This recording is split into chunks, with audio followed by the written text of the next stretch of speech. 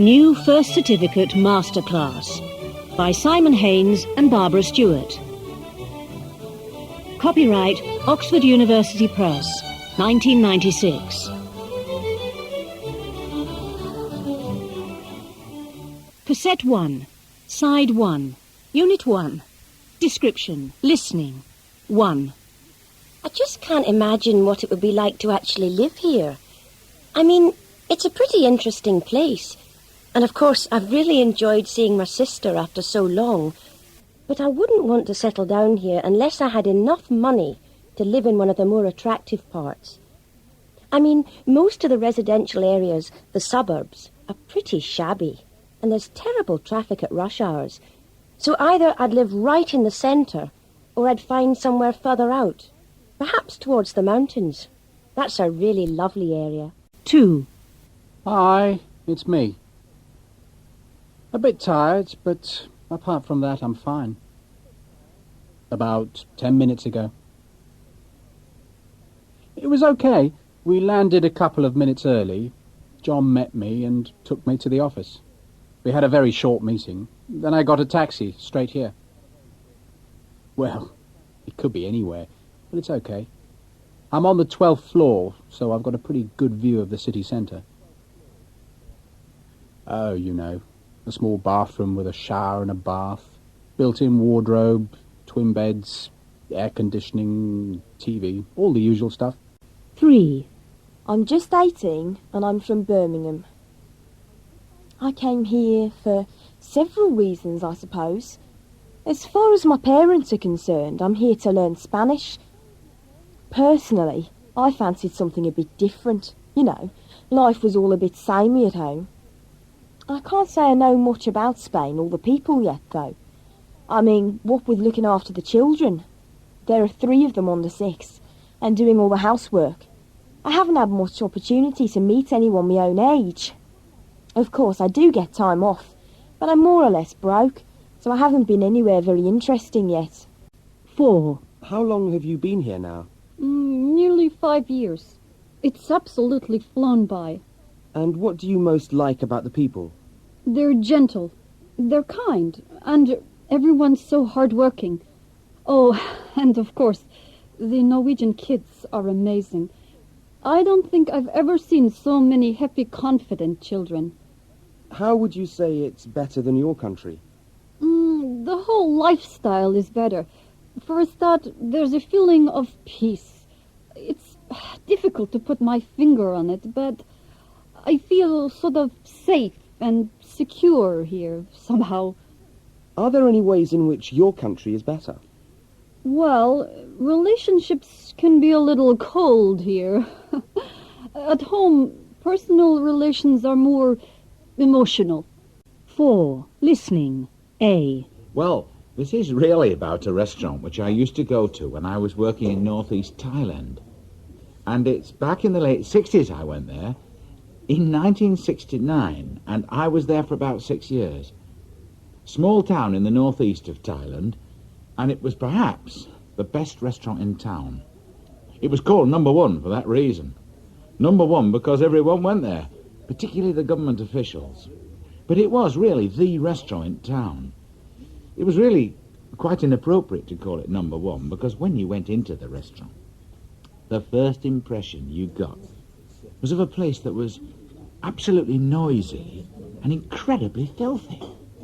The building itself was pretty ramshackle. The roof was just corrugated iron, rusty and very dirty, and the floor, I mean, although it was concrete, I mean, just bare concrete, I don't think it had really been given a good clean for years and years.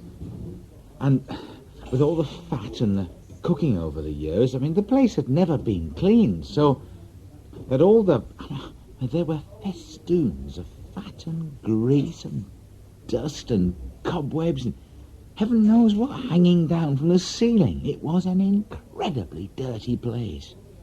The chairs and tables were just, well, basic wood. And in the case of the tables, there was a plastic top so they could be wiped clean. But hygienically, well, nothing very wonderful. And all the cooking was done in one corner. And the kitchen wasn't at all separate. The cooking corner It wasn't really a kitchen. It was actually a part of the restaurant. And so you had all the cooks there, about 3 or 4 of them, crowded into this one area with the stoves and the fires burning up so high that the area was incredibly hot. And the cooks were all, because it was so hot, just dressed in shorts and T-shirts. They were all men, the cooks, and again the T-shirts weren't particularly clean either. And the whole atmosphere was just one of chaos and noise. You had the cooks in the corner chopping away and clanging away with pots and pans and the flames roaring up, and the waiters would be shouting at the cooks, shouting orders to the cooks, and the cooks would be shouting back at the waiters to hurry up or get this done, or the food was ready for number 1 or number 2 table. There would be the sound of chopping. It was a Chinese restaurant, so everything was freshly cooked, all the vegetables cooked, and the meat was chopped and peeled and cooked right there on the sides. Sizzling of the food in the pans, the roar of the flames, it was absolute chaos. And occasionally, you'd get a yelp from one of the dogs that was sniffing around, picking bits off the floor. And occasionally one of the diners would kick the dog to chase it away from the tables. So in the middle of all this, you had this incredible noise. And the owner's family lived really at the back of the restaurant. Their house, such as it was just a couple of tables at the back. So occasionally there would be the voice of the wife shouting down the restaurant to her husband, and the baby was crying, and so there were occasionally little bits of domestic pandemonium going on at the back. I mean, in some ways, looking back, it seems like a scene out of hell. The flames and the noise and the dirt and the general sort of chaos. It was just like a scene out of hell. And yet, ironically, that in itself is a sort of appropriate description. Because the food, when you did get it, the food, it was absolutely out of this world. It was wonderful. 4. Listening. B. We've got a new chalet. It's actually on the university campus, so it only takes me about a minute to walk to work in the morning. It's really nice. It's got 3 bedrooms. Well, 2 bedrooms and a study, actually. Lounge diner, nice modern kitchen.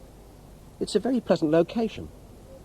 There's a little estate of 12 chalets at one end of the campus on a really nice piece of ground, so we're really pleased to get away from the flats, which were a bit dark at times and a bit crowded with kids.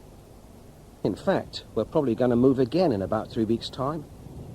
I asked if they could give us another one, because it was under a large tree, which made it much more shady, and they agreed. We've just had the warmest winter of our lives. Just amazing. In the deepest winter here, it can probably go down to 0 degrees. You can just get frost here occasionally. There was one morning when we went and there was frost on the back of the car. But of course it goes to 70 degrees Fahrenheit in the day, every day.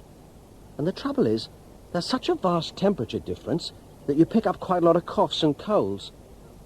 But that's not really too high a price to pay for having such a nice winter. People say it's probably the best climate in the world here in Zimbabwe. They say it's like Southern California. You just get so used to seeing the sun every day, which is really great. And of course the altitude reduces the heat as well and makes things fresh. And it always goes cool at night. You never have really hot, sticky nights here. And you can always sleep really well. When you go out into the bush, you have to be careful because you can make quite nice snacks for animals. So when you go to game parks and everything, you just have to be careful. As long as you play by the rules, you're okay. And other than that, it's a really pleasant place to live. In fact, we're already used to living here. I don't think we'll ever regret leaving England. Unit 2. Future. 2. Comprehension. A. Everyone knows that when 2 British people meet in the street or on a train, the first thing they talk about is the weather.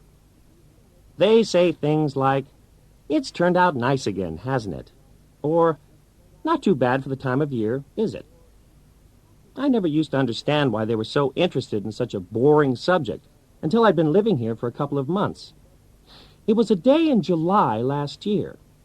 July's supposed to be the height of the British summer. I remember the day really well. I got up at the usual time to go to the university. It was a bright, sunny morning, actually quite warm for Britain, so I wore my T-shirt, my oldest jeans, and a pair of open sandals. To be on the safe side, I also took a thin pullover, just in case it turned chilly in the evening. On the way to the university, the wind got up. Then halfway through the morning, about 11 o'clock, it suddenly clouded over, went really dark, and began to rain. It wasn't just a gentle shower. It was a real downpour. Okay, so everyone knows it rains a lot in Britain. But that's not the end of the story. 10 minutes later, I looked out of the window again, and I couldn't believe it. The rain had turned to snow. By 2 o'clock in the afternoon, it felt like mid-December. People decided to leave their cars at work and walked home instead because they didn't want to have an accident or get stuck in the snow. I wondered how on earth I was going to manage in just my T-shirt and pullover. As it turned out, I needn't have worried. Almost as quickly, the weather changed again. By 4 o'clock, it was really warm, and I had to take my pullover off. So, that's the answer. Everyone talks about British weather because it's so unpredictable. The funny thing is that even though it is completely unpredictable, most British people make sure they listen religiously to the weather forecast at least twice a day. Then, if it's wrong, which it almost always is, they complain about how unreliable the weathermen are, and then go on to discuss the current state of the weather. 2. Comprehension. B. 1. If you're spending your summer in a hot climate, there are a number of factors to remember. First, the heat of the sun is the greatest in the middle of the day. Second, the effect of sunburn is increased by the wind or by reflection from sand or water. Third, fair or red-haired people burn more easily. And finally, any burning is not felt at the time, but several hours later. You don't need me to tell you to take great care. Follow your own common sense, and don't stay out in the hot sun for too long at first. Overexposure will result in painful sunburn and no tan in the end. Begin with half an hour on day 1, and after that, all being well, you can double the time of the previous day. And don't forget, there are some good creams and lotions on the market these days which will protect you from the most harmful effects of the sun. 2. It's been a lovely day, hasn't it? And it looks like tomorrow's going to be fine too. How do you know that? Well, you know what they say. Red sky at night, shepherd's delight. I've heard that before, but I've never been quite sure what it means exactly. It means a red sky in the evening shows that the next day is going to be fine. In other words, a good day for anybody working outside, like a shepherd. Are there any other sayings like that? Well, apparently cows lying down in the fields means there's going to be a thunderstorm. Really? I didn't know that. 3. Much of the southeast of the country will remain generally dry and cold, with any overnight freezing fog lifting slowly during the course of the day. Many western and northern parts will be cloudier with some rain at times. Scotland and Northern Ireland will have a much milder day with some rain or patches of drizzle at times, but there will also be brighter spells. The outlook for Thursday and Friday, it will be generally more settled with some rain or showers in most parts of Britain. Temperatures will be around normal for the time of the year, but there will still be some overnight frost, especially inland in eastern regions. 4. That's the phone. I'll get it. Hello? Oh, hi. I don't know. Hang on, I'll ask Mum. Mum, it's Mark on the phone. He wants to know if you can pick him up at the station. Apparently the next bus doesn't leave until 8 o'clock and it's just started to rain. Shall I tell him you'll go? Yes, of course. Say I'll be there in 10 minutes. 5. It's this Saturday you're going away, isn't it? Yeah, I can't wait. We're setting off really early and driving down to Southampton. The ferry leaves at noon, and we get to France at about 5 in the afternoon. Whereabouts are you going? The Ardèche. Same as last year and the year before. We really like that part of France. It's lovely and warm, but it never gets too hot. That's because the whole area is a plateau. What do you do there? Oh, there's loads to do if you're the outdoor type. We do a lot of walking. Nothing too strenuous, you know. Just walking from village to village. We're going to try canoeing this year. In fact, this time next week we'll probably be having our first lesson. Exam techniques. Listening. Short extracts. 1. A man is talking about a work routine. What is his job? A. Postman. B. Dustman. C. Delivery driver. We've developed a new way of working over the last few years. It's speeded things up a lot, made everything a lot more efficient. One of us, usually me, walks about half an hour ahead of the truck, collects all the rubbish bags, and piles them up at regular intervals along the road. When the truck comes along, it's dead easy for another bloke to pick them up and chuck them into the back for crushing. When the truck's full, we go to the tip, empty our load, and we're ready to start again. 2. What is the relationship between the speakers in this conversation? A. Mother and son. B. Employer and employee. C. Teacher and student. I'm sorry, Ian, but that just isn't good enough. I clearly remember saying to you last week that I expected everyone's work to be handed in by today. Sorry. The others have all managed to get it done, so I don't see why you should be any different. In fact, if I remember rightly, that's the second time this term that something has prevented you from doing work on time. It's not my fault. If you ask me, it's a simple case of you not being able to organise your time properly. 3. If you overheard this conversation, where would you be? A. In a vet's surgery. B. In a doctor's surgery. C. At a hospital. Now, I'd like you to hold Henry still while I examine him. Fine. That's lovely. Good. Now, you say he's been missing for over a week. That's right.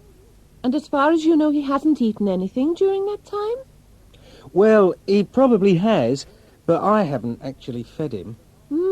I see. Do you know what's wrong with him, then? Well, he's not starving, that's for sure. Oh. It's a guess at this stage, but by looking at his fur, I'd say he was suffering from some kind of virus. 4. A man is talking about aspects of his work. What is his occupation? A. Actor. B. Dentist. C. Surgeon. It's extremely important for everyone involved to keep themselves scrupulously clean at all times. Under no circumstances can we run the risk of bringing germs or infections into the theatre. That's the reason we cover our nose and mouth with special masks. Once an operation is underway, we've just got to keep going. Yes, it does get stressful, of course, but when it's all over and the patient has recovered, you realise what a worthwhile job it is. 5. A man is talking about a frightening experience he once had. What was the situation? A. A bomb scare. B. A driving accident. C. A mining accident. I've never been so frightened in my whole life. I went down with the morning shift as usual. It was nearly lunchtime, when there was a terrible creaking noise almost directly above me. I knew what was happening. Everything went quiet for a few seconds. Then the lights went out. A few of us shouted out in the darkness. Then there was another rumble, and the roof came crashing down. I wasn't hurt, but it was difficult to breathe. There was so much coal dust in the air. One of my mates had his legs trapped under a piece of cutting equipment. 6. Where might you overhear a conversation like this? A. At a hairdresser's. B. In a clothes shop. C. In a school. So, how do you want it? Well, I've got an interview for university tomorrow, so I need to look smart. I suppose I'd better have a bit off the back. It is getting a bit long, isn't it? In fact, it's even lost some of its natural wave. And the front? Something that's easy to keep tidy. A fringe would be the simplest. I've never been very keen on fringes. But it's not a bad idea on this occasion. OK. And do you want the highlights redone? I think it'd be worth it. It does give you a sort of sophisticated look. Unit 3. Opinion. 2. Listening. This one's called The Woman. I tried to give the idea of what a woman is. Well, what a woman is for me. Tall and proud. Well, that's why it's up on a pedestal. The sculpture's made from papier-mâché with a steel base, which I left uncovered. I used papier-mâché because I like working with it. It's very, very light. So even though the sculpture's so big, it isn't a heavy, solid piece. It can be moved around quite easily. I like the idea of all the weight being at the top, too. Colour is very important to me. My main influence is Africa, and colours in Africa are very strong and powerful because of the sunlight. I can't make a piece of sculpture without using colour. It's very important for me to express the structure through colour. The colours themselves don't have a special significance. I don't decide that I want pink or blue in a particular place. It's just a feeling I get as I'm working. 3. Comprehension. A. This is one of my earlier pieces. I really like it. I called it Chaos and Order. The sphere as a whole and the bowl that the sphere sits in represents order, and the rest of it, all the bit inside, represents chaos. Well, you can see it on various levels. Chaos and order inside a person's head, which was my original idea, to represent the human brain and its various workings, emotions and changing moods, contrasted with the more analytical side of the brain. Then again, you can see it on a more global level as representing the world, with order being nature continuing its cycle and chaos being the result of human intervention in nature. Things like the devastation of whole areas of forest in the Amazon and the killing of wild animals for their furs or their horns and tusks. Generally man upsetting the balance of nature. But of course, like any work of art, each person decides what it means to them. It's mostly made of wood, but the bowl itself is made of plaster. I made it in a mould. The bits of wood are just glued together any old how. I didn't actually cut the wood up into special sizes or anything like that. They were just bits of wood I found in my workshop, left over from other sculptures. The wood is actually glued to the inside of the plaster mould, and, well, as you can see, they're all twisting and turning everywhere. It looks rather like a ball of string, doesn't it? With everything in a tangle. Some people think it isn't finished, and they're quite right, but I left it like that intentionally, so that you could actually see inside it. See what's going on inside the head. It's supposed to look a bit like a dissected brain. 3. Comprehension. B.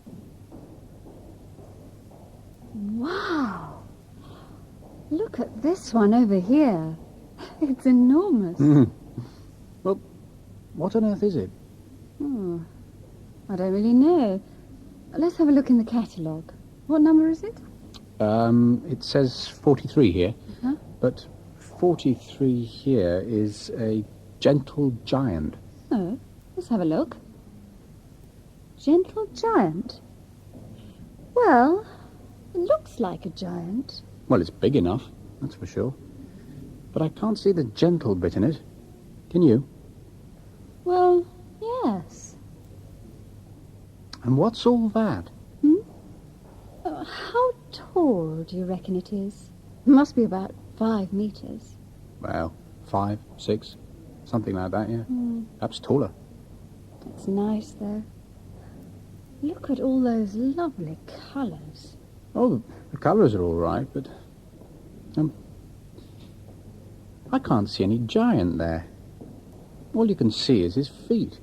What's the rest supposed to be? Well, if it really was a giant, you probably wouldn't see anything else other than its feet, would you?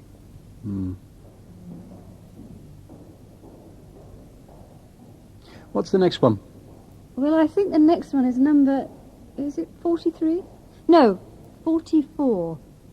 Chaos and Order. What do you think of that? Chaos and order. Well, there's plenty of chaos in it, let's face it. I like that. It looks just like a pile of old sticks. Where are these It bits? doesn't look like a pile of old sticks. It doesn't. Darling, don't argue. Oh. Where do these people get their ideas from? It looks like a pile of old junk. It does. It looks like one of those Japanese toys that you can never get back together again. It looks like a load of old junk. Well, I think it's really nice. It's a nice colour. Oh. No, all right. It's a nice colour, but after you said that, what have you got? It's just a... Look. Just look at it.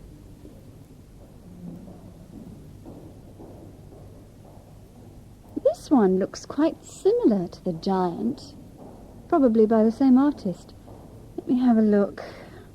Same colour. Yes, it's by the same artist. The Woman. That's quite an interesting shape as well. Well, if you like ice cream cones, yes. No. It looks quite majestic, don't you think? No, that's not a woman. That's not a... I mean, how can you see a woman in that? At least the giant thing had some sort of shape about it. You could see the feet at least, but, I mean, you can't see anything in this. There's no woman. Look, the colours in it are lovely. Well, it's not just a question of colour. It's a question of all kinds of things. You've got to see... Well, you've got to see a person in it. Oh, you don't have to see a person in it. It depends what it represents to the artist. It's got to look like a person. It's got to look like a woman. You mean it has to have a face and hair? Well, not to that extent, no. Surely it can just represent what a woman is. Women are supposed to be something beautiful to look at. Well, that's not beautiful. That's just a big blob. So, do you think art has to be beautiful? Well, that's what art is all about, isn't it? Showing beautiful things and beautiful people. That's not beautiful. Well, that's not art. Well, I don't know. I disagree. I don't think art should necessarily be beautiful. No.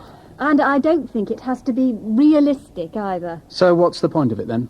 Well, I think it should make you think, or provoke a reaction, or suggest something to you. Yeah, well, I have to say, in all honesty, that this doesn't make me think, and it certainly doesn't suggest anything either. Except maybe a great big ice cream cone. Unit 4, Comparison. 2, Listening. Good afternoon. Our first item in today's programme looks at the subject of mathematics and asks, who's better at it, boys or girls? Let's start by asking a teacher. John Tams, you've been a maths teacher for nearly 15 years now. How would you answer this question? Well, Jean, in my experience, I'd say there isn't as great a difference as people think. But as children get older, boys seem to concentrate harder. Early on, girls have the same ability. But it is still the case that girls tend not to continue with maths after they leave school and go on to polytechnic or university. The unfortunate truth is that people still think of maths as a male subject. Thank you, John. That certainly was my own experience. When I was at school, girls were not supposed to be as good at maths as boys. For Cathy Manchester, however, this theory doesn't actually add up. Cathy's a researcher on the popular TV programme Just for Fun, where people, just ordinary members of the public, have to solve mathematical problems. On Just for Fun, we're trying to bring maths to a non-specialist audience and to counter the common belief that maths is impossible and I can't do it. Or worse still, I'm not clever enough to do it. It's very noticeable that the women who come onto the programme seem to have much less confidence than the men, perhaps because they were at schools where girls were not expected to do as well as boys at maths and science.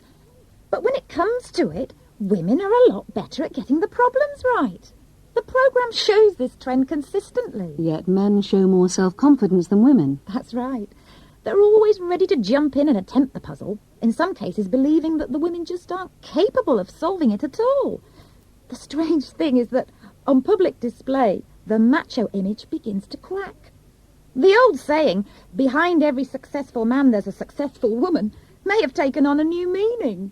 Maybe it doesn't refer to background support and organisation at all, but to actual decisions that are made. So on the programme, do men and women actually compete directly with each other? Oh, yes, occasionally. And that's where it all gets very interesting.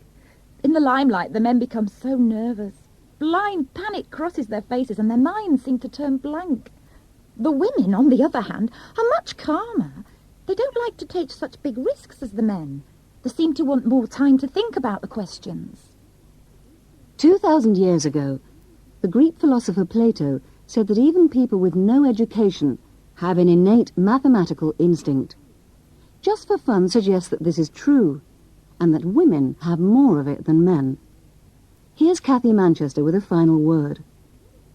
What we don't know is whether this ability in women is inherited or whether it comes from years of being the woman behind the man. It's a bit like the tortoise and the hare. Tortoises move more slowly, but they're more consistent, and they cross the finishing line first. Exam techniques. Speaking. 2. Model. Hello. Come in and sit down, both of you. Could you give me your mark sheets, please? Thank you. Now, if I could start with you. You're Giorgio, aren't you? Yes, I am. Giorgio, I'd like to begin by asking you a few questions about yourself. All right? Yes. First of all, can you tell me a little bit about your family? Have you got any brothers and sisters? Yes. I've got 2 brothers and a sister. One of my brothers is called Francesco. He's 2 years older than me. And I've got a younger brother, Cesare. He's 14 years old. What about your sister? Her name's Anna. She's nearly 20 and she's married. She doesn't have any children yet. Right. Now, perhaps you could tell me what you like doing in your spare time. Well, I like swimming. In the summer, I often go to the beach with my family. And I like football very much. I play for a local team. Really? And how long have you played football for? Since I was about 5 years old, I think. I've always enjoyed it, and playing for the team is great, especially when we win. I'm sure. Good. Now, I'd like to talk about the future. What are your plans? When I leave university next year, I want to travel. I'd really like to spend a few months in another country, maybe the United States, or somewhere in Africa. Eventually, I hope to go into business. That sounds like a very interesting plan. I hope it all works out. Thanks very much. Good. Now, if I can move on to you, Paola. 5. Model. Right. Giorgio, now I'm going to give you 2 pictures. They show two different wedding ceremonies. I'd like you to compare and contrast the pictures and say how you feel about them. You have about 1 minute to do this, so don't worry if I interrupt you. Here are the pictures. Thank you. You can start whenever you're ready. Well, this one seems to be a very modern wedding. Maybe it's in Japan. The people look Japanese. I don't know where they are exactly. It could be a house or a hotel. It doesn't look like a church. Not with that machine making smoke. There don't seem to be many guests. In the second picture, there seem to be more guests. Most of them are standing behind the couple, watching. I think this one is in North Africa. Morocco, maybe? You're absolutely right. Yes, in Morocco. Yes. The wedding is not at all like the first one. The clothes they are wearing are obviously different. And this ceremony is taking place outside, isn't it? There are carpets on the ground, and it all looks very special, very colorful. There seems to be something official going on. Perhaps the couple are getting a marriage certificate? And as I said, everyone is watching. It's a much larger event than the other wedding. I think if I got married, I would like to have a really big wedding. Invite all my friends and lots of family too, of course. At my sister's wedding last year, there were more than 100 people. Everyone had a great time. Good food, dancing, singing. It sounds fun. Right, thank you, Giorgio. Paola, how do you feel about the wedding shown in the pictures? Well, both of them are very special occasions, aren't they? A wedding has to be special, something you will remember later, have good memories of. I think both of these couples will remember their wedding day. Yes, I agree. Good. Now I want to go on to something else. Unit 5, Narrative, Grammar and Practice. 3, Pronunciation of regular verbs. 1. Worked. Lived. Rushed. Jumped. Asked. Replied. Begged. Offered. Refused. Agreed. Approached. Reached. Dropped. Pulled. Missed. 2. Washed. Shaved. Brushed. Cooked. Waited. Pushed. Arrived. Shouted. 4. Fluency. A. No, it's a true story. It really is. It was when I was a student. I had a holiday job in Germany as a kitchen worker in this really big, super expensive hotel.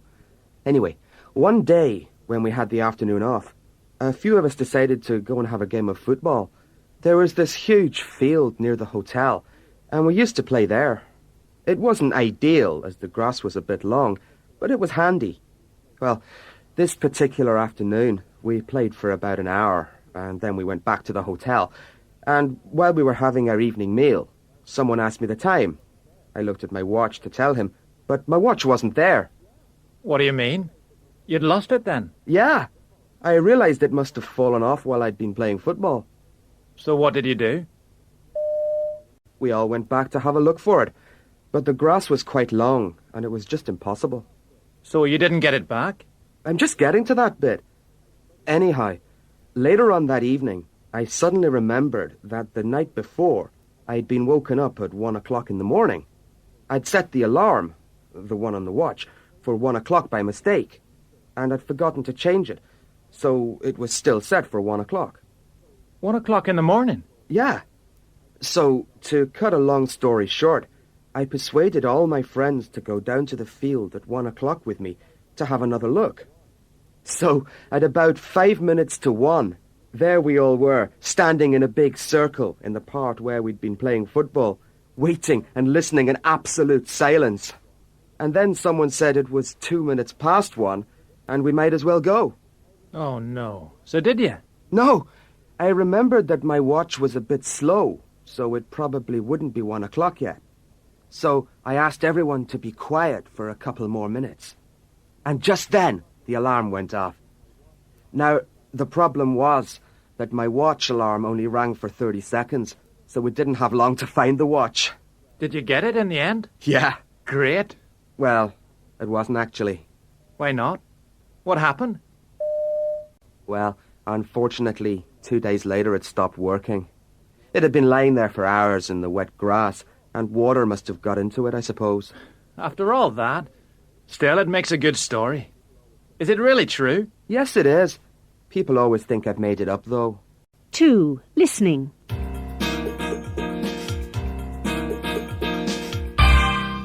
Welcome back, and for the final item in our last In the News programme of this series, we trace the lucky escape of members of a 4-man British caving expedition in New Guinea 2 days ago. Team members Mark Williams, Stewart Robinson, Tony Brett and Philip Black, who are all highly experienced cavers, were taking part in the exploration of the world's largest underground river, the Balium River, in the Trikora Mountains of Irian Jaya, New Guinea.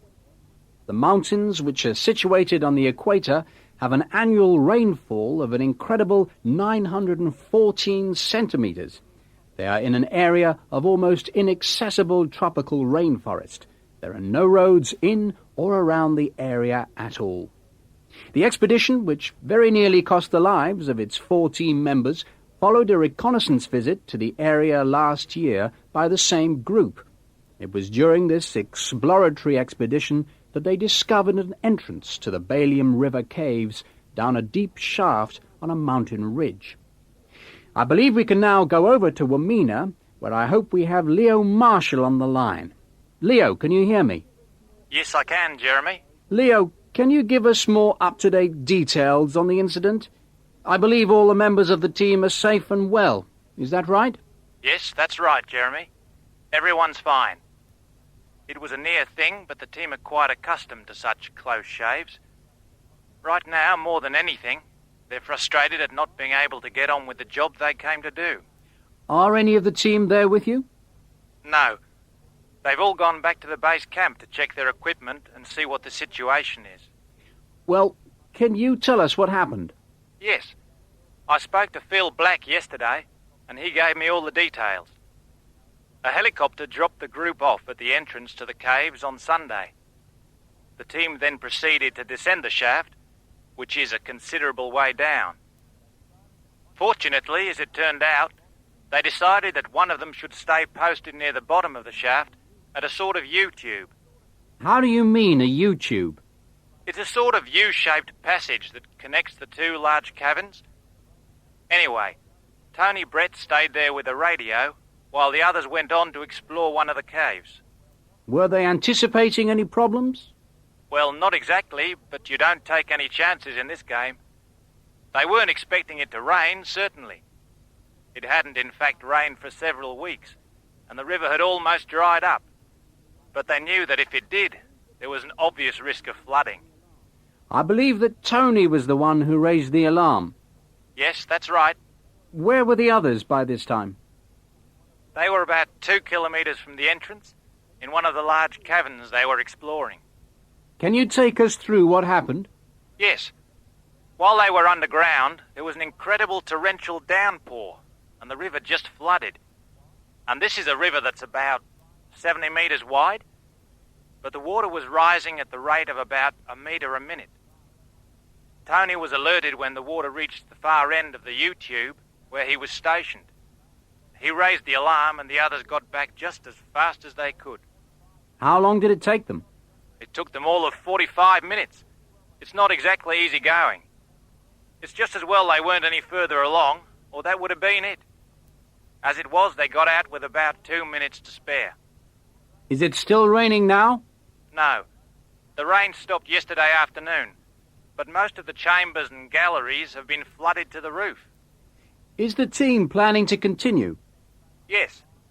Naturally enough, having spent so much time, money and effort on just getting the expedition underway, they don't want it all to go to waste.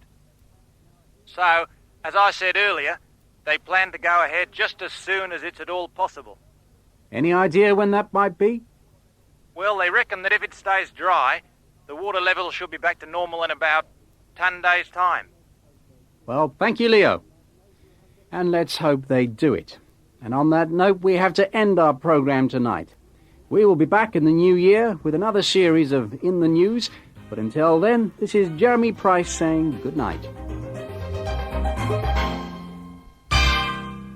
Unit 6. Conditions. Exam techniques. Listening. Note-taking. And blank filling. For several years now, the residents of Wivensey, a small port on the east coast of England, have claimed that dust created by the unloading of cargoes such as grain and fish meal causes not only a nuisance, but also serious breathing problems. Dozens of new cases of asthma have been recorded since these types of cargoes started arriving at Wivensey, and what is most worrying is that many of these cases are young children. Feelings are running high in the town. People are saying that it's only a question of time before someone dies from a dust-related attack. 6 months ago, at the request of the town council, Community Medical Officer Dr. Ralph Edwards carried out a small survey which seemed to suggest a link between periods of unloading and increased health problems. This encouraged the council to commission a more detailed survey at a cost of several £1,000s. Dr. Edwards takes up the story. What we're trying to do with this survey is to find out whether the complaints of damage to people's health are actually justified. To prove the residents' case and force the port authorities to take action, there will have to be very strong evidence. The problem is that breathing difficulties can have many causes. Smoking, for example, and the common cold. There are 2 forms of evidence, however, that would be very strong. The first would be if, over a very long period of time, we were able to follow 2 groups of people, one living near to the port itself, and the other living in the north part of the town. That's what we're actually doing here in Wivensey. If it is found that the people in the port area always get their symptoms when the ships are unloading, but at no other times, and if a similar pattern is not visible in the group living in the other area, then this will provide us with strong evidence that it is, in fact, the dock that is responsible for the problem. Yes, I see. And did you say there was another form of evidence that might be used? Yes, indeed. The other type of evidence would be positive proof that the breathing problems were caused by a reaction to particular types of dust. If the tests showed that people were allergic to the dusts coming from the dock area, but not to other kinds of dust, for example, grass pollen, then again that would be strong evidence that it was the dock that was actually the cause of the problem. So how long will it be before the anxious residents of Wivensey know whether their complaints are justified and whether something can be done about the problem? Well, quite obviously, evidence has got to be collected. Inquiries have to be made, and then the results have to be analysed. Personally, I'm optimistic that by the end of the year there will be sufficient evidence for us to advise the town council about the next step that should be taken. 2. Listening. 1. I was round at my boyfriend's house a couple of weeks ago, and his mother asked me if I'd like to stay for lunch. I said I was expected home, but it was a complete lie. I'd actually told my parents I'd be out all day, and not to expect me home before the evening. The thing is, I'd eaten there before, and the food was terrible. But you can't tell the truth in situations like that, can you? 2. I'm not really keen on lying, but I was in town the other day and I bumped into one of me neighbours. She's a well-known local busybody. She said she'd heard that my sister and her husband had split up, and she wanted to know if it was true. I kept an absolutely straight face and said I'd no idea. It was a blatant lie, of course. I mean, I'd known for ages. But I wasn't going to give family secrets away in the street. The trouble is, she'd have wanted to know all the details, and everyone would have known by the weekend. 3. I have to admit, my life would have been pretty dull if I hadn't told a few lies from time to time. Not wicked ones, you know, just white lies that don't hurt anyone. I remember once I was at a party and I got stuck with this really boring boy. All he could talk about was football. Anyway, after about half an hour, I was really fed up, so I told him that my cousin used to play for England. His eyes nearly popped out of his head. He wanted to know my cousin's name and could I introduce him to him and everything. When I said it was Paul Gascoigne, I thought he was going to pass out with excitement. 4.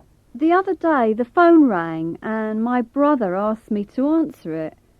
He thought it was probably his friend Barbara, and for some reason he didn't want to speak to her.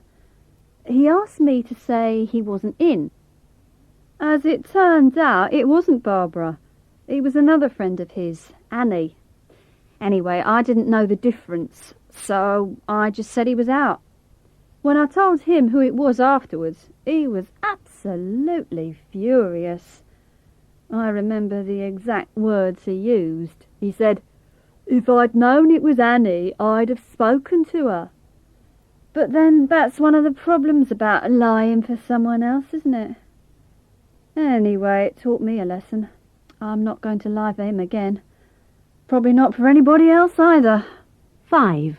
It was when my sister was away on holiday last summer, and she was expecting her exam results, towards the end of August. She'd asked me to open all her letters and telephone her with the results as soon as they arrived. The thing is, she'd only been away about a week when the letter came. I was so excited, I just ripped the letter open without thinking. I couldn't believe it when I saw that she'd failed. I didn't know what to do. I couldn't bring myself to tell her. She rang a couple of days later, and I said the letter hadn't come. I mean, if I'd told her the result, it would have ruined her holiday. Unit 7. Description. 2. Listening. First description. Oh, thanks a million. I know it's an inconvenient time. I really appreciate it. I hope you don't mind too much. Yes, well, apologise for me, will you? You know I'd go myself. Only with my leg in plaster, it's impossible to drive. Well, it's supposed to touch down at midnight, but they're often a bit late, aren't they?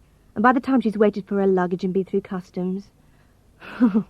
Yes, I know. And there's nothing you can do about it, is there? Oh, yes, that's right. OK, have you got a pen handy? Right. Well, she's slightly shorter than me, about an inch. So she's about 5'5". She's slim. No, she's a bit slimmer than me. She's got shortish. Well, sort of chin-length hair, dark brown. It's really straight, and she's got a fringe. I've no idea. She usually dresses quite casually, but smart. No, I don't think she'll be wearing jeans. Yeah, I know, but I can't think of anything else. Look, if you're worried, just hold up a card with her name on it. Oh, it's Jacobs. Jacobs. Diana Jacobs. Have you got that? Right. Well, it's flight BA527, Washington to London. Oh, and it's Heathrow, not Gatwick. 3. Comprehension. Second description. Hi, Mick. How are things? What happened on Saturday? Did you go to Charlie's in the end? Yeah, I got there about 12. Who else went? Just Dave. Was the band any good? Not bad, but it was incredibly crowded. I've never seen it so busy. Did you meet anyone interesting? Yeah, I did, actually. Don't tell me. She's tall, blonde... She's not, actually. Well, that makes a change. Well, go on, then. What's she like? Well, she's called Di. She's nice-looking, long legs, quite classy, friendly. She's got a nice smile. So are you seeing her again? Yeah, maybe. I said I'd give her a ring sometime. Can I get you another drink? Yeah, cheers. Same again. 2 pints of bitter, please. Third description. No, I agree. He's rather inexperienced. What about this one? Diana Jacobs. She's 27 years old. She's been working for Mackenzie, Brennan and Mackenzie for the last 6 years, since she graduated from, let's see, Newcastle. They're quite a good firm, aren't they? Yes. What sort of experience has she had with them? Mainly general legal matters. She seems to be particularly interested in getting more into company law. Well, that would suit us. We're getting more call for that sort of thing these days. Yes, you're right. Have we got any character references for her? Yes, there's one from her present employer. He says she's very efficient, extremely reliable, works well under pressure, and can work equally well on her own and in a team. I think she'd fit in pretty well. What do you think? Shall we get her in? Yes, let's do that. Now, are there any more to look at? We've got one here from a Michael Summers, but I don't really think he'd be very suitable. But see what you think. 4. Missing person. Yes, how can I help you, madam? Is my son Jamie. I know I probably shouldn't worry, but he didn't come home last night. I see. Can I have the name, please? Yes, it's Dury. James Dury. Can you spell that, please? Yes, it's Durie. And the address, Mrs. Dury? 64 Priory Road. That's Priory. How old is your son, Mrs. Dury? Well, he's 15. No, 16. It was his birthday last month.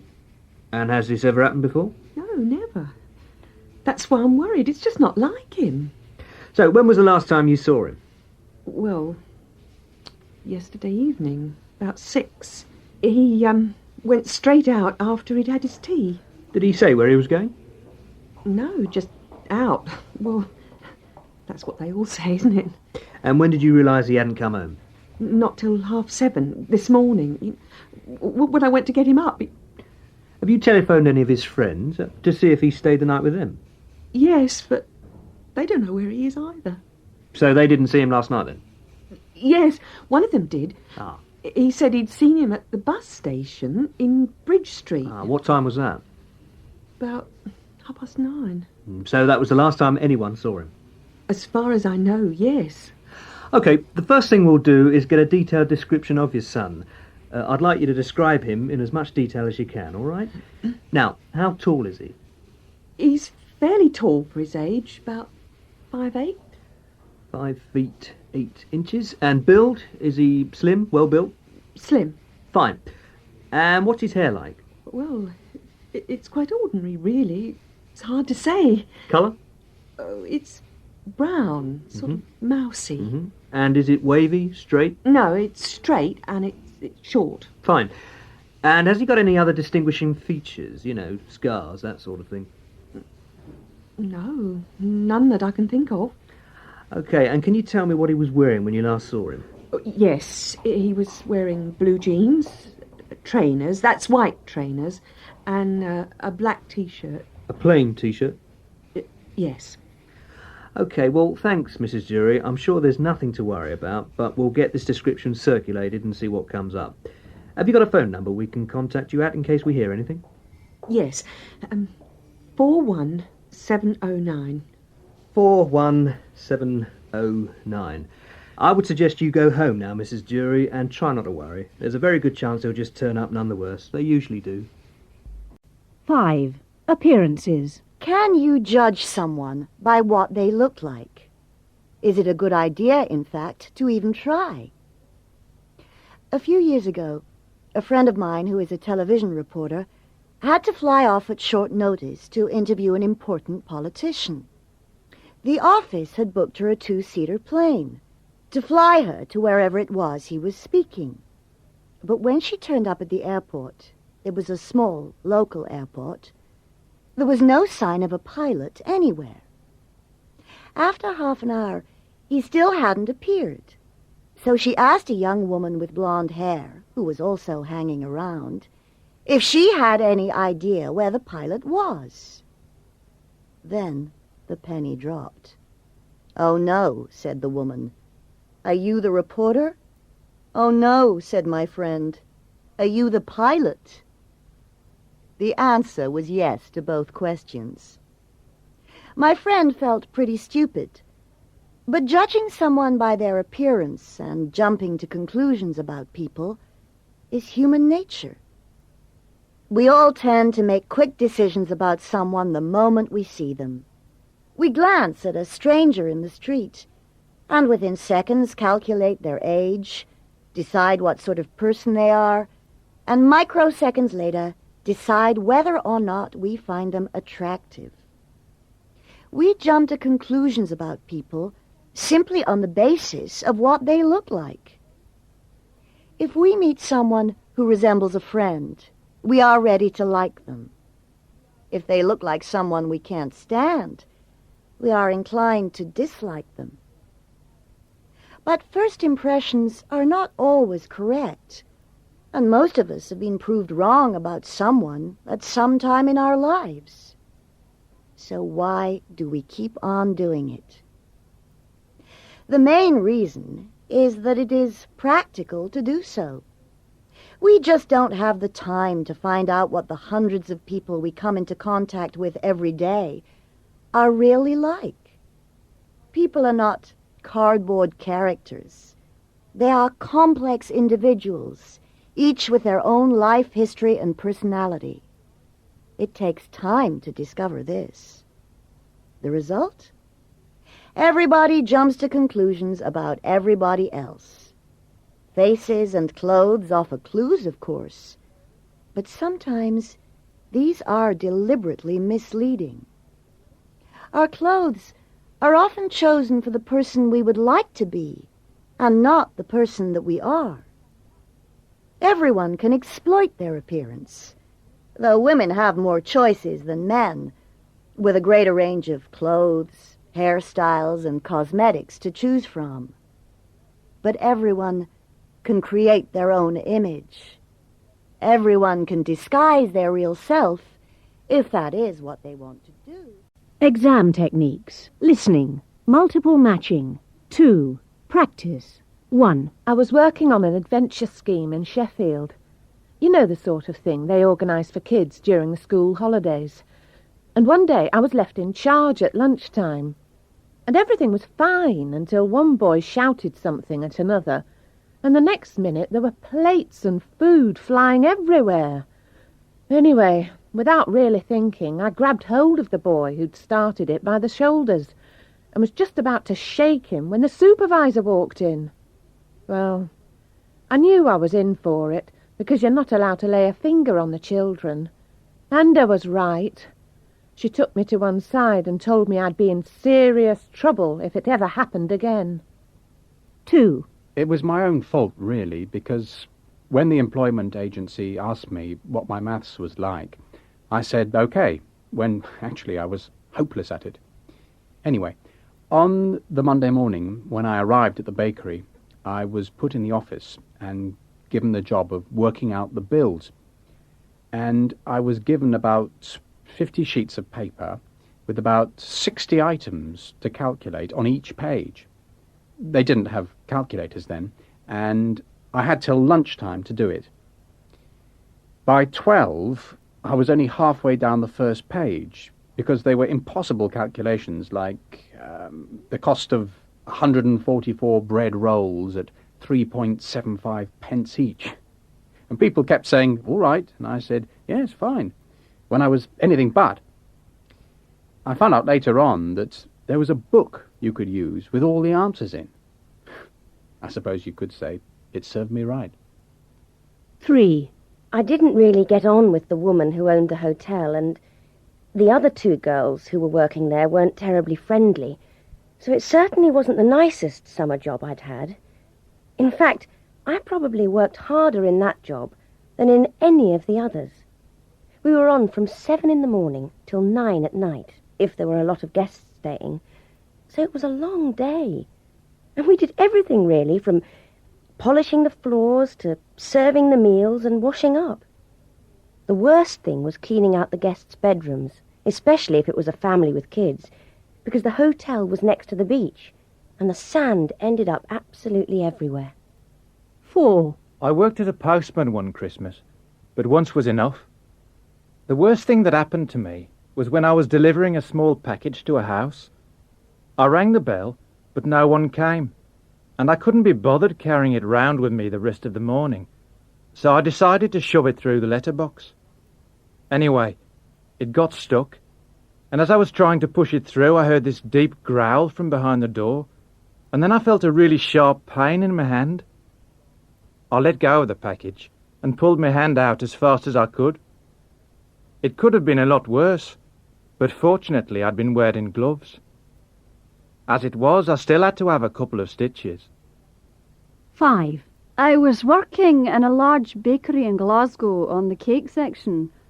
I had to stand at the end of a conveyor belt and pack these small chocolate cakes, 6 at a time, in a cardboard box. Anyway, the cakes used to come along the conveyor belt in hundreds, and I was rushed off my feet for about 20 minutes, and then for some unknown reason had nothing to do for 20 minutes. Then one day I thought, this is daft. If I pile them up on one side, I can pack them in my own time.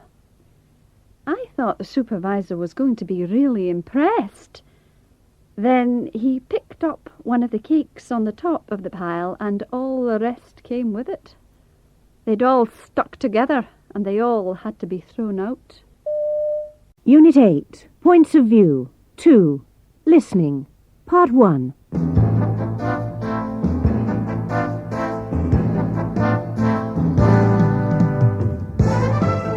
Good afternoon and welcome to Burning Issues, the weekly programme where you, the listener, give your views on items in the news. This week, we look at cigarette advertising. The European Commission has recently proposed a total ban on all advertising and promotion of tobacco. But while most European countries support the ban, the British government has just made a new voluntary agreement with the tobacco industry which merely limits advertising. So what is the present situation in Britain? Since 1965, there has been a ban on cigarette advertising on TV, and since 1971, there's been a series of voluntary agreements negotiated between the government and the tobacco industry. The current agreement says that ads must contain health warnings. They must not appeal to the young or encourage them to smoke, and they must be approved by the Advertising Standards Authority. They also restrict advertising in magazines for young women and children.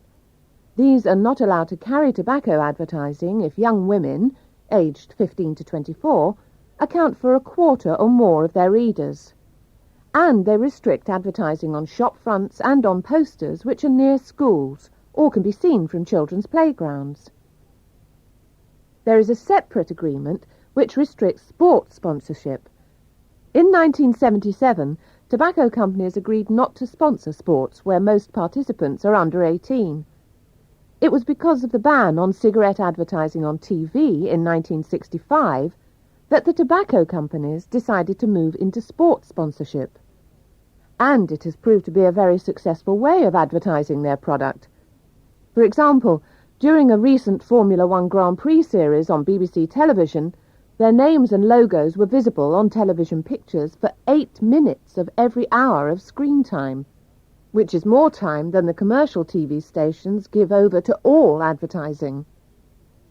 The government sees no need to abandon these agreements and put a total ban on advertising.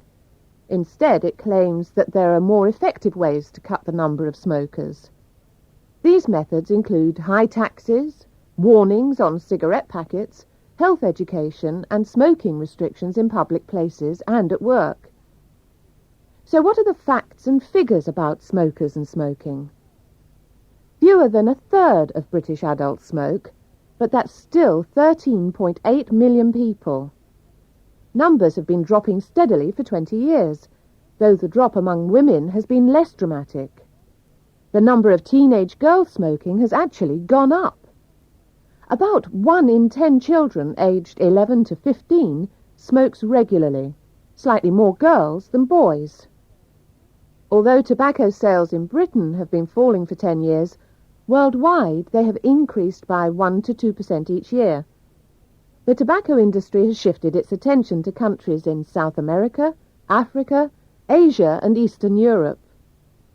And a final point of information.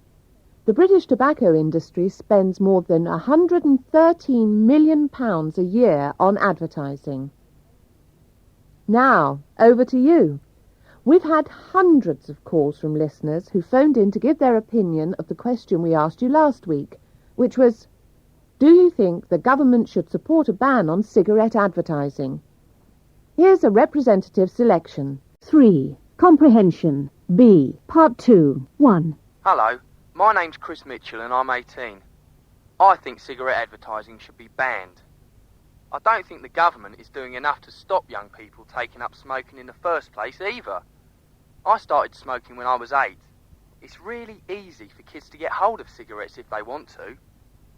And even though nowadays there's a big notice up in all the shops which says they aren't allowed to sell you cigarettes if you're under 16, you usually only need to say they're for your dad and there are no questions asked. I don't think that's right. They're breaking the law and they're making it easier for kids to start. They're adults and they should know better. 2. Hi, my name's Katie Braithwaite and I'm 17. I think smoking's awful. I have to travel to school by train, and when we get on the train it's packed and there are just the smoking sections left. And they're disgusting. The floor's covered in cigarette butts and it's really smoky. You go in there and the smell nearly knocks you over. And when you get out, your clothes all stink of it too. And it sets a bad example. The young kids see adults smoking and they think it must be all right. 1 or 2 of my younger brother's friends smoke because they think it makes them look big. I know it's really stupid, but they're not old enough to know that. 3. Hello, I'm Dave Snow, and I'm phoning from Plymouth. I think there should be a total ban on tobacco advertising, not this partial ban that there is at the moment. It seems stupid to ban cigarette advertising on television, but allow tobacco companies to sponsor sports events, which you can see on television. It makes smoking seem acceptable, fashionable, healthy even. I know the government gets billions of pounds in taxes from the sale of tobacco, but they must be spending just as much money on hospital treatment for people with cancer and the like as they're getting in taxes. It just doesn't make economic sense. Why doesn't the government just put a stop to the sale of tobacco altogether? 4. My name's Wendy Johnson. I support a ban on tobacco advertising, though I'm not convinced it will change people's attitudes towards smoking. I don't think people start smoking because they've seen an advert and want to associate themselves with the person in that advert. I think adverts just influence which brand of cigarettes people smoke. I think the main reason why people start smoking is peer pressure. When you're young, it's very difficult not to smoke if your friends all smoke. It's really hard to be the only one that doesn't smoke. You feel like an outcast. You aren't one of the group, so you end up smoking. And if your parents smoke as well, you're much more likely to start. You grow up seeing them doing it, and it seems quite a normal thing to do. 5. My name's Gordon Jackson, and I'm phoning from Leeds. I'd just like to say that I'm getting absolutely sick to death of people telling me what to do and what not to do. I'm 65 years old, and I'm still fit and healthy. I've been smoking since I was 14, and I haven't had a day off work from ill health in my life. It should be up to me to decide whether I want to smoke or not somebody else. It's my body after all, and I should be allowed to do what the hell I like with it. This whole anti-smoking thing makes me so angry. And this ban on advertising cigarettes is just another example of people poking their noses into things that have nothing whatsoever to do with them. Unit 9. Interaction. 2. Listening. A. Part 1. This week on Call the Experts, we're dealing with a question more and more of you seem to be asking. Are video and computer games harmful to our children's mental or physical health? Here in the studio we've got Helena Brooke, a child psychologist, Jim Edwards, a secondary school head teacher, and Oliver Newton, a university lecturer currently doing research into the effects of the latest generation of computer games. They'll be answering your questions on this subject. Our first caller this morning is Marion Jeffries from London. B. Part 2. Our first caller this morning is Marion Jeffries from London. Hello, Marion. What's your question to the experts? Thank you. Good morning. Hi. Good morning. Hello, Marion. Hello. It's my son, Adam. He's just 11, and we bought him one of those handheld computer games for his birthday last month, you know. Well, the thing is, he's hardly put it down since he got it. He gets so involved in the games. I ask him to stop, but he doesn't even hear me. If I shout to get his attention, he loses his temper and gets aggressive. Then when he's finished playing, he's absolutely exhausted and completely uncommunicative. He can also be very rude, even abusive, especially if he's been playing a difficult game. I shouldn't have bought it for him. I realise that now.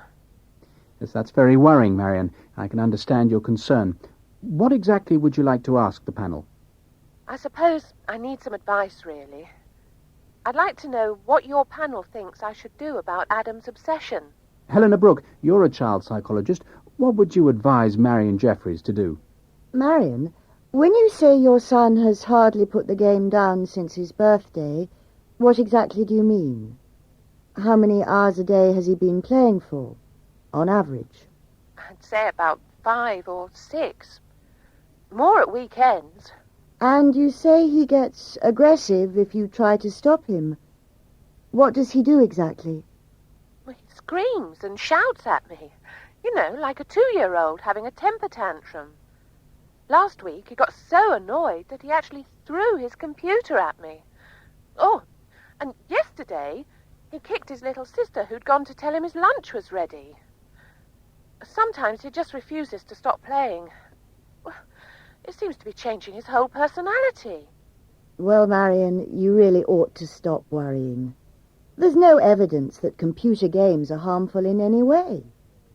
Don't forget, most boys of Adam's age are naturally aggressive. It's part of becoming an adult. Obsessions like this are a passing phase. It's pretty certain that in a month or two, your son will get bored and move on to something else. One last thought, Marion. You could try ignoring Adam altogether. It might just do the trick. Jim Edwards, would you agree with that? No, I'm afraid I wouldn't. I'm a teacher, and I'm all too familiar with the effects of computer games on kids in the classroom. They become overtired, unable to concentrate, and they often get into arguments or fights with other children, even teachers sometimes. If I were you, Marion, I'd point out to Adam that he could do permanent damage to his eyes or his brain if he continues to play for hours on end. What about taking the game away from him? No, I wouldn't do that. I think that'd be an overreaction. You'd be asking for trouble. But you could persuade Adam to cut his playing time down. And above all, encourage him not to abandon other activities. Otherwise he could lose all his friends. Just try and show him that there's more to life than computer games. Oliver Newton, you've taken a scientific look at some of these games. Have you been able to reach any firm conclusions? Not yet. My research is still in the early stages. At the moment, the evidence is inconclusive. But what I can say is that these games affect different people in different ways. Certainly, they make some people behave more aggressively, but it is likely that if they didn't play computer games, they would have to find another outlet for their aggression. So the games bring out this behavior rather than cause it? That's right.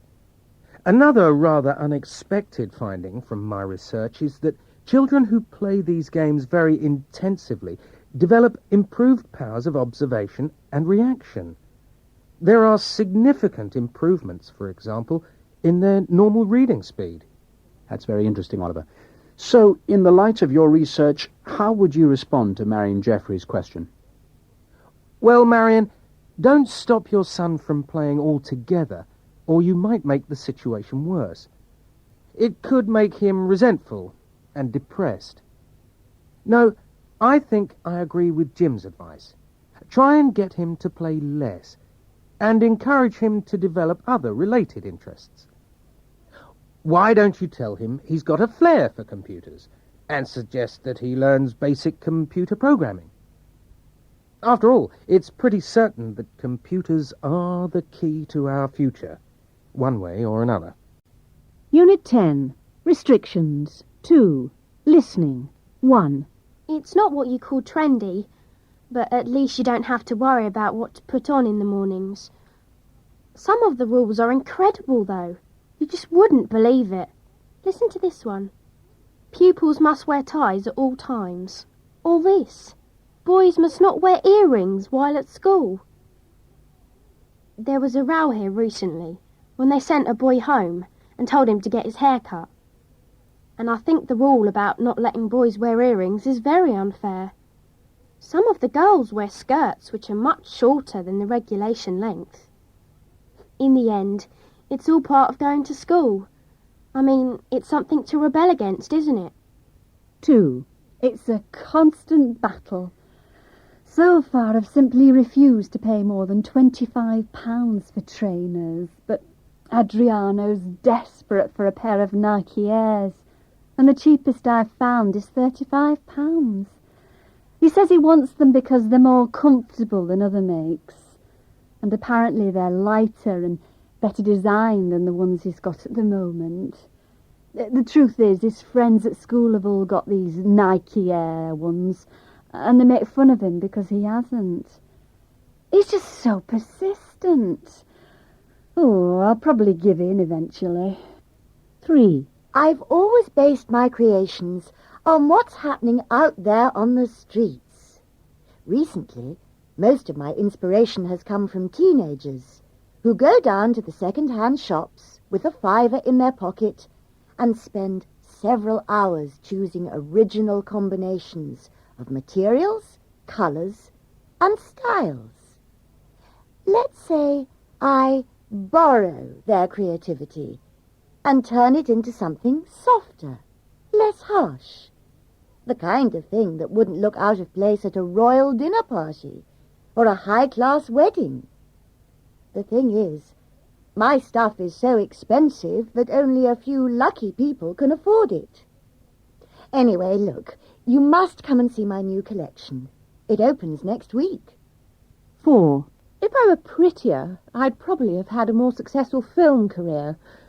But you have to admit it, it's easier if you're Michelle Pfeiffer or Julia Roberts, isn't it? A pretty girl once said to me, "You don't know what prejudice there is against beautiful women." I think I could put up with that kind of prejudice. Actually, most of the time I dress for comfort. I'm afraid most of my clothes are pretty messy. I don't wear anything sleeveless anymore, though. My arms are too fat for that now. 5. Basically, it's a wonderful life. Quite apart from the money, there's the glamour, the fame, the travel. And on top of all that, I'm paid to wear the kind of clothes most women would kill for. From that point of view, it's brilliant. But of course, there is a downside. In my situation, if you've got a busy schedule, it can be absolutely exhausting, especially if I'm not eating much because I have to lose a couple of kilos for the next job. And whatever you do, you mustn't let the press attention go to your head. I know that if I want to stay sane, I've got to have a break from time to time. I need to get right away from the business, even if it's just for a day or two. Unit 11. Speculation. 2. Comprehension. A. Good evening and welcome to another session of your favourite panel game, Follow That.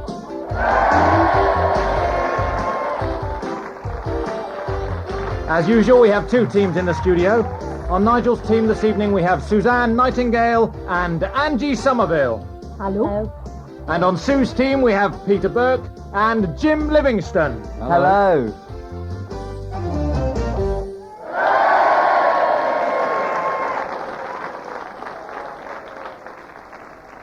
Let me just remind you of the rules. A member of the studio audience will relate a story which may or may not be true. From time to time, they will stop, and the teams will have to guess what comes next. They can do one of two things. A team member can answer on his or her own without any help from the other members of the team. A correct answer will give the team 5 points, or the team can confer, and in this case they'll get 2 points for a correct answer. If the answer is wrong, it'll be passed over to the other team who can confer, and will also get 2 points for a correct answer. Okay? Okay. Right. Let's hear our first story, which is from Anita Bishop of Llandudno in Wales. Hello, Anita. Hello. The man who lives next door to us, his name is Eric Robinson, is gadget mad. You name it, he bought it first. He was the first to get colour TV when that came out, the first to get a microwave, and the first... Okay. Follow that, Suzanne. Could be anything, couldn't it? Can I confer? Well, it could be a dishwasher. There again, it might be a mobile phone. What do you think? The only other thing I can think of is satellite television. What do you think, Angie? I'd go for the phone. The first to get a mobile phone? Sorry. Oh. Over to your team, Sue. Any ideas? Well, if it wasn't a phone, it must be satellite television. What about a dishwasher? No, it can't be a dishwasher. I'm pretty sure they were around before colour television. Okay, we'll go for satellite television. Correct. That's 2 points to your team, Sue. Back to you, Anita. The moment he got his satellite dish, he got his ladder out, put it up against the side of the house, climbed up it, fixed the dish, and climbed back down again. I should tell you that Eric likes to get things done as quickly as he can, because he's desperate to tell everyone. So he doesn't always do things properly. Anyway, when he went into the living room and switched on the telly, he found that there was no picture. So out he went again and back up the ladder. But this time he left his wife in front of the telly, so she could shout up to let him know when he had a decent picture. He moved the dish about, and after a while his wife called up to say it wasn't brilliant, but it was okay. He thought the dish was pointing a bit low, but it was a hot day and he was a bit fed up by this time, so he decided to leave it as it was. A few hours later, a fire engine drew up outside. The house across the street was on fire. What had happened? Okay. Peter. I'll try this one on my own. Well, it must have been something to do with the satellite dish. Anita said something about he thought it was too low, and then she told us that he didn't spend a lot of time doing things properly. So I suppose the dish might have reflected the sun onto something in the other house? Am I on the right track? I'm not really allowed to say. Not if you're going for full marks. Okay. Do you want more detail? Yes. Well, it can't have been anything solid, like a table, because the dish had only been up for a few hours. It must have been something flammable and near the window. Oh, I know. It was curtains. Is that your answer? Yes.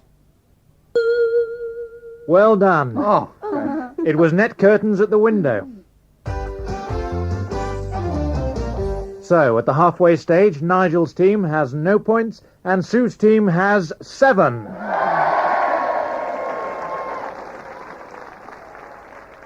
Now, let's go on to our next story from John Hamilton of Glasgow. Exam techniques. Listening. Selecting from 2 or 3 answers. 2. Practice. And I'll take an evening news, please, Vera. Hey, have you seen this? What? It says here they're going to start building the new ring road next year. Plans to build a new road which will bypass the villages of Marsden and Brantham have finally been approved. Work will start next October. I'm surprised you didn't know that, Graham. No, first I've heard of it. I didn't even know it had got to the discussion stage, never mind been accepted. Well, that's good news. Might be to you, but my trade's certainly going to suffer. At least half of my customers are people who are just passing through. Once the new road's built, I'll notice a big drop in profits. And I won't be the only one. But I imagine it'll mean a change for the better for you. Yes, it'll make a big difference to us. We'll be able to get a decent night's sleep for a change, instead of being woken up by lorries going down the main street at 3 o'clock in the morning. I thought you were moving anyway. Well, we certainly thought about it. I obviously didn't want to. But Sally's just been so worried about the kids with all this heavy traffic going through the village. Anyway, now we won't have to move, will we? Well, things start going downhill for me, I'll probably sell up. I've always fancied running a cafe somewhere on the coast, anyway. It'd be quite a change for you, though. Oh, yes, there's no doubt about that. Seems like I've lived here all my life. Yeah, you seem more like a native than me, and I come from here. That's because you've spent as much time away from Marsden as you have in it. That's true enough. I can't understand why they're starting in the autumn, though. I suppose it is a bit unusual. With all the snow we get round here, they'll just have started all the digging when they'll have to stop. I suppose they'll have their reasons. Well, it seems a bit silly to me. Still, I mustn't go on. After all, who cares when they build it, just so long as they do. It'll mean a big improvement for you. Yes, it always was a worry for us. What with the school being so near the main road, you always felt there was bound to be an accident sometime. I'm sorry it'll affect your business, though. Oh, don't worry about me. I'm just pleased for you and Sally and everyone else. I'll get by. Right. Well, better be off. Can't stand here talking all day. See you, Vera. Bye, Graham. Unit 12. Information. Exam techniques. Speaking. 2. Model. I'd like you both to look at this plan of the upstairs and downstairs of a house. Can you also read the information which is given alongside about the White family who are going to move into the house?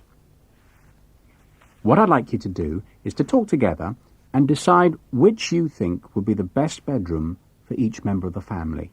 All right? Yes. Yes. Right. There are 1, 2, 3, 4, 5 people. How many bedrooms are there?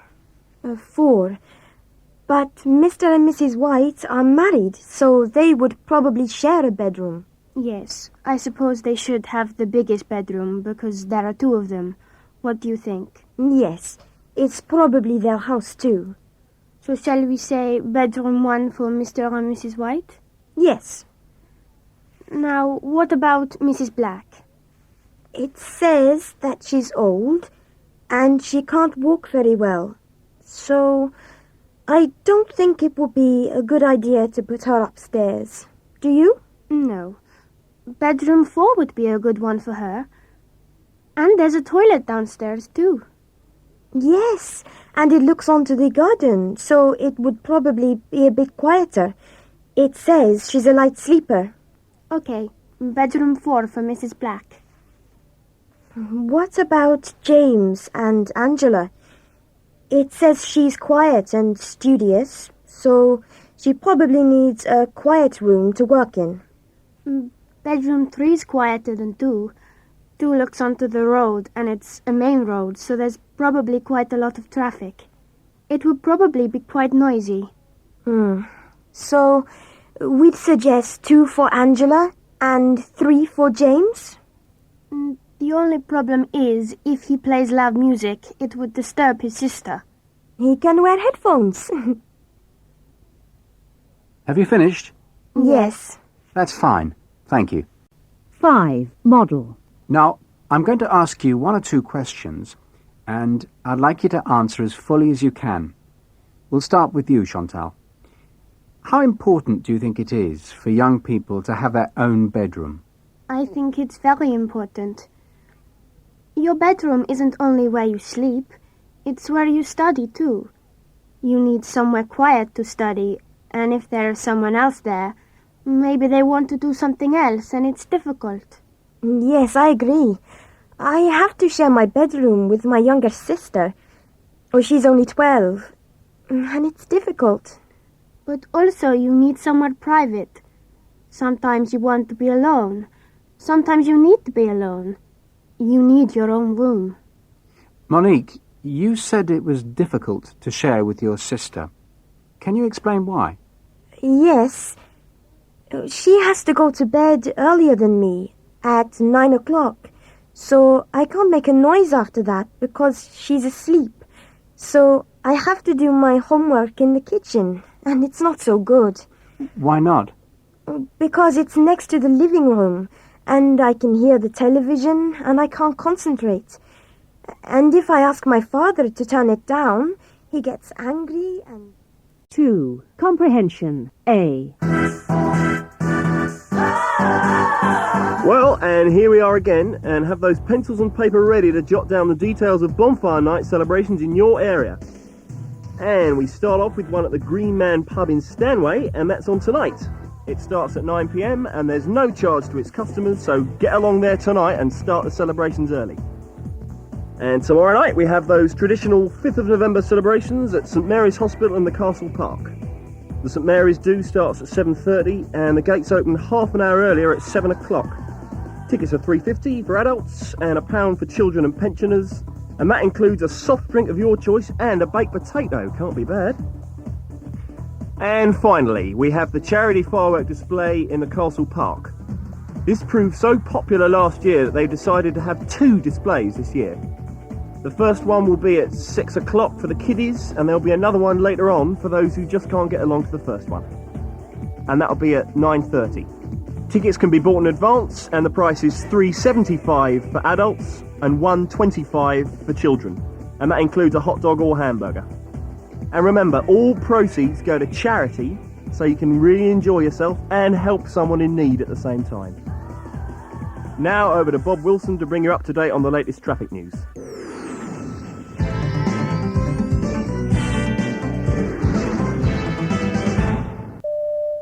Two. Comprehension. B. 1. Professor Ellett is considered to be one of the leading authorities on 17th century British history.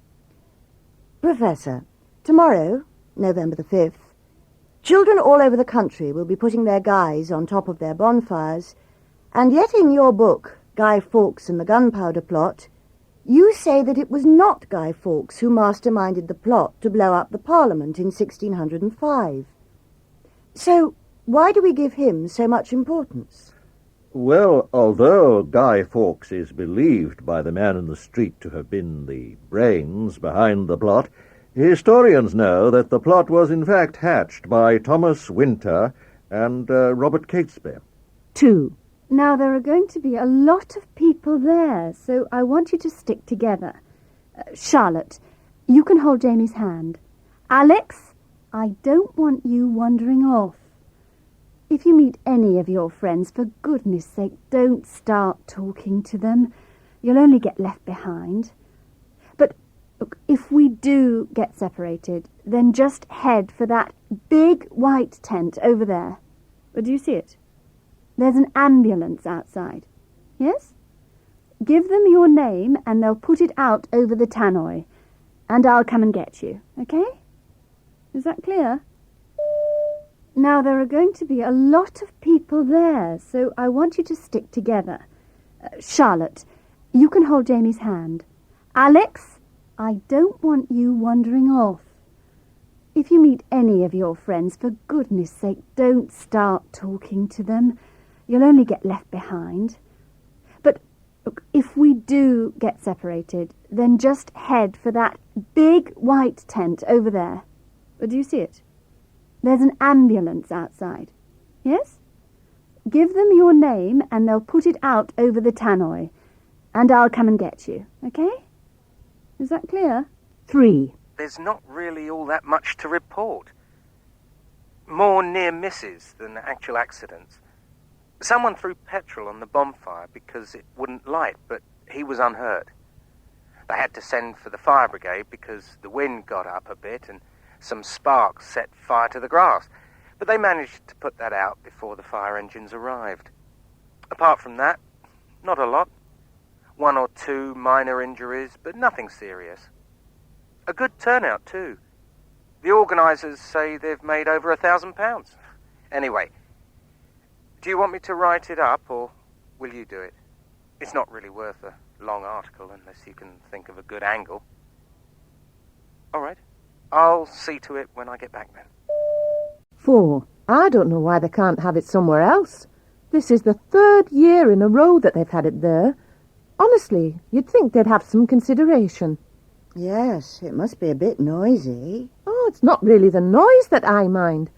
The smoke's more of a nuisance. Well, it can be. Though as long as you keep your windows shut, it's not really a problem. No, what really gets me is all the wrappers and stuff that get blown into the garden, because they never send anyone round afterwards to clear up the mess. It really makes me cross. 5. I don't think there's much point in changing the venue, do you?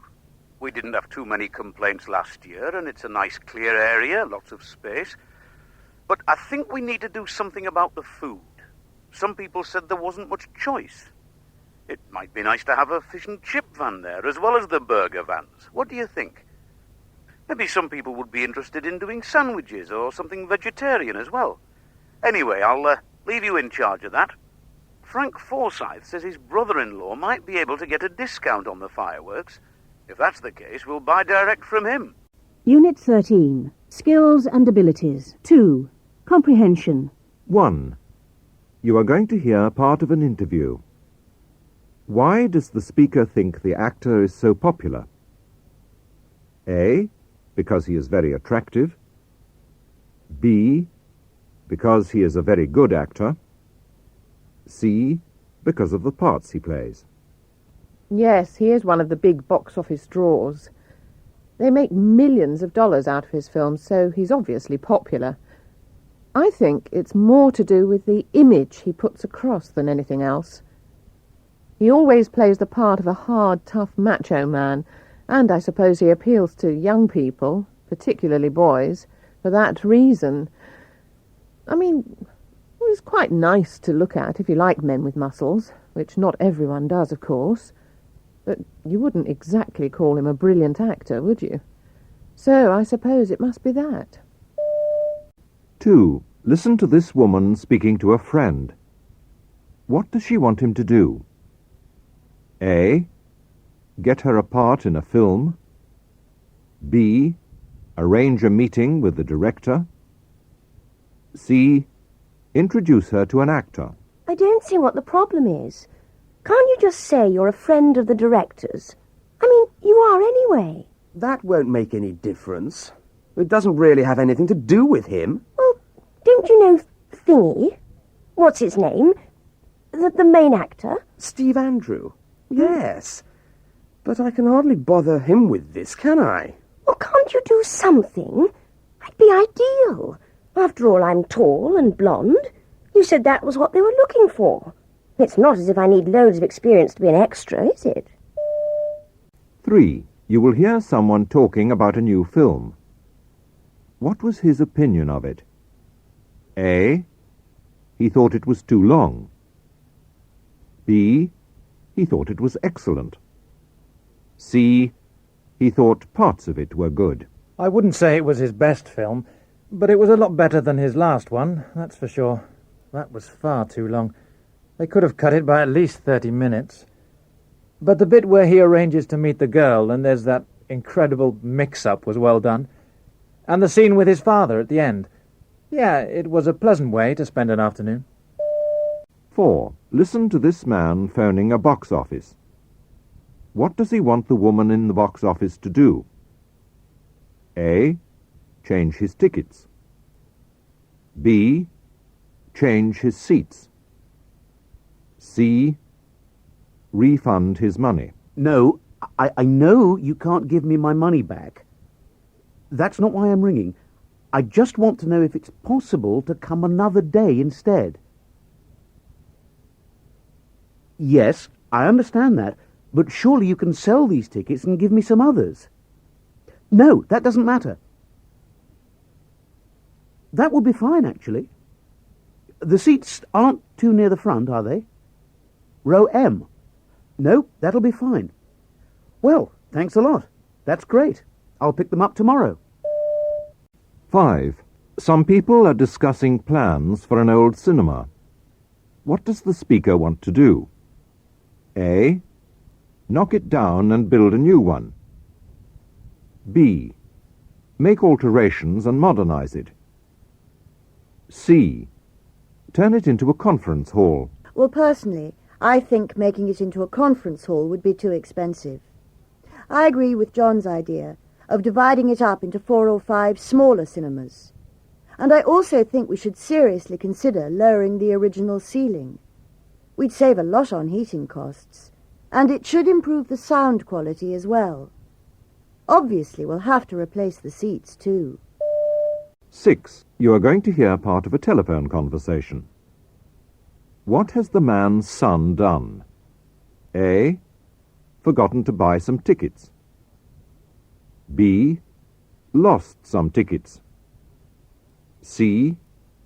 Bought the wrong tickets. What? Oh, for goodness sake, I don't believe it. You can't do anything right, can you? I distinctly said not the back row. You know your mother can't see a thing unless she's practically sitting on top of the screen.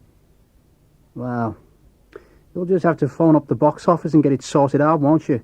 Because I'm not. And I'm not paying for those seats either. 7. Listen to this conversation. What are the film director and his producer talking about? A. Changing an actor. B. Refilming a scene. C. Cutting a scene. Who chose Branson for the part anyway? Me, I'm afraid. The agency didn't have anyone else even remotely suitable. I knew he wouldn't be brilliant, but I didn't think he'd be this bad, I have to admit. Well, it's too late to do anything about it now. We're already behind schedule. We'll just have to do without that scene. Let the scriptwriter know, will you? In case he needs to make any changes. 8. Listen to the woman on TV talking about someone famous.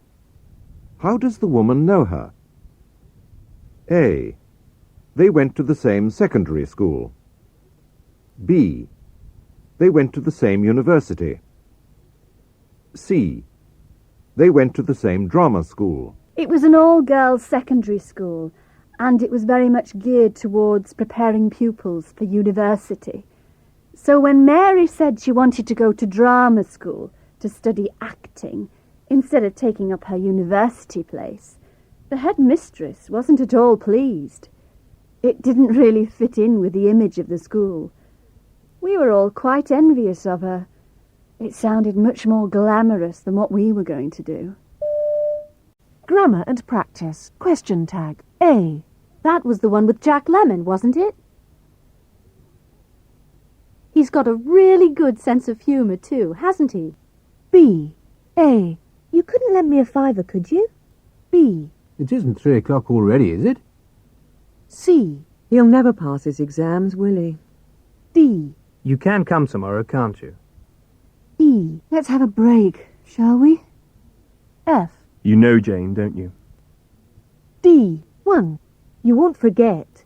You won't forget, will you? 2. You never know if he's angry or not. 3. They've just bought a new house. They've just bought a new house, haven't they? 4. Bill used to work for the government. Bill used to work for the government, didn't he? 5. She doesn't understand. She doesn't understand, does she? 6. The film was absolutely brilliant. The film was absolutely brilliant, wasn't it? 7. It finishes after 11. It finishes after 11, doesn't it? 8. You can't swim. You can't swim, can you? 9. You're coming on Friday. You're coming on Friday, aren't you? 10. You really should try harder. You really should try harder, shouldn't you? 11. You have to be a member to get in. You have to be a member to get in, don't you? 12. I've seen you before. I've seen you before, haven't I? 13. You didn't enjoy that. You didn't enjoy that, did you? 14. You'd rather not go. You'd rather not go, wouldn't you? 15. He'd better not do it again. He'd better not do it again, had he? 16. You will be careful. You will be careful, won't you? 17. She hasn't been here before. She hasn't been here before, has she? 18. He never said a word. He never said a word, did he? 19. I'm buying the wine to take to Mandy's. I'm buying the wine to take to Mandy's, aren't I? 20. They wouldn't answer. They wouldn't answer, would they? Unit 14. Cause and effect. 1. Listening. 1. It's something I've always been terrified of. But it was absolutely killing me. In the end, it got so bad that I just had to get it seen to. Actually, I only had it filled, which wasn't so bad as having it taken out. Anyway, I was sitting there in the chair, feeling very nervous, waiting for the drill, when this wonderful Indian music started playing. It was incredible. In just a few seconds, my anxiety disappeared. I unclenched my hands and relaxed my body. Believe it or not, I actually felt myself smiling. 2. It's everywhere you go these days. I was on the train on the way to work last week. A girl came and sat next to me. I was trying to read a report, and all I could hear was this repetitive, mechanical drumming noise. Sort of disco music, I suppose. I just couldn't concentrate. I've got a friend who listens when he goes jogging. He wears those special headphones that fit into your ear so they won't fall out. Well, that's okay, because he's not disturbing anyone. But in public places, they're a real nuisance. A blatant case of noise pollution, I'd call it. 3. I've got a letter here from Mrs. Johnson. She'd like to have Love Hurts played for her son, Michael. Mum sends you her love, Michael, wherever you are. She's asked me to tell you that she loves you very much and says, please, please, please contact her before your birthday. She doesn't want to lose touch with you. Just a phone call would do. You don't have to tell her where you are if you don't want to. So, for Michael Johnson, here's Love Hurts from your mum. And don't forget, she's looking forward to hearing from you. 4. It was incredible. My friend and me were right at the front.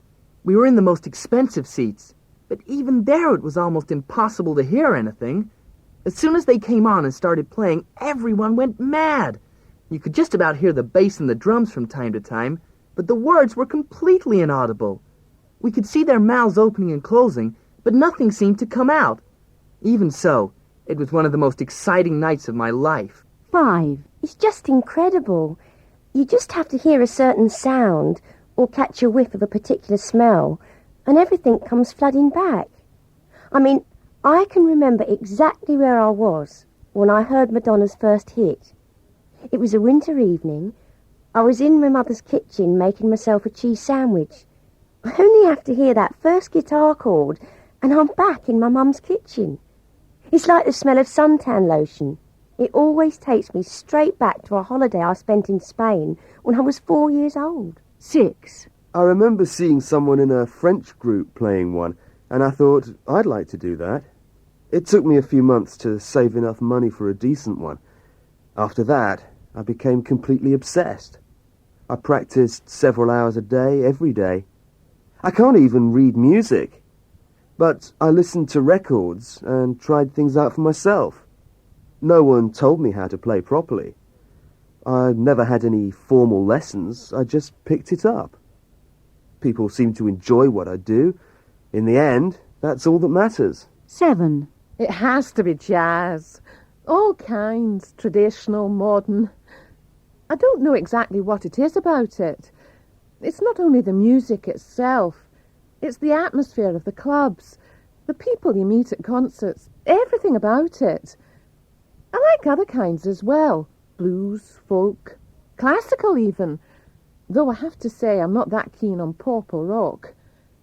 But if I had to pick just one, it'd have to be jazz. 8. We now use music to help them recover, especially if they're long stay.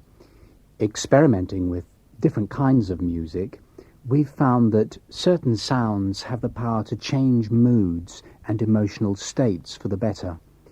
Many of them come to us shattered, angry, and full of pain, both physical and emotional. They have had their lives reduced to a bed and a locker.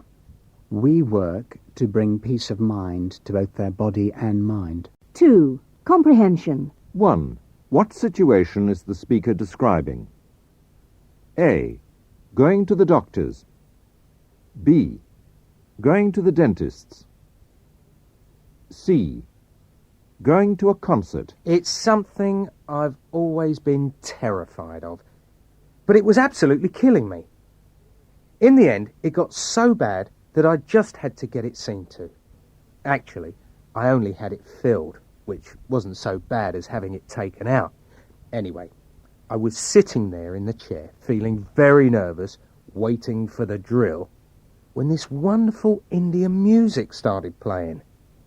It was incredible. In just a few seconds, my anxiety disappeared. I unclenched my hands and relaxed my body. Believe it or not, I actually felt myself smiling. 2. What is this speaker annoyed about?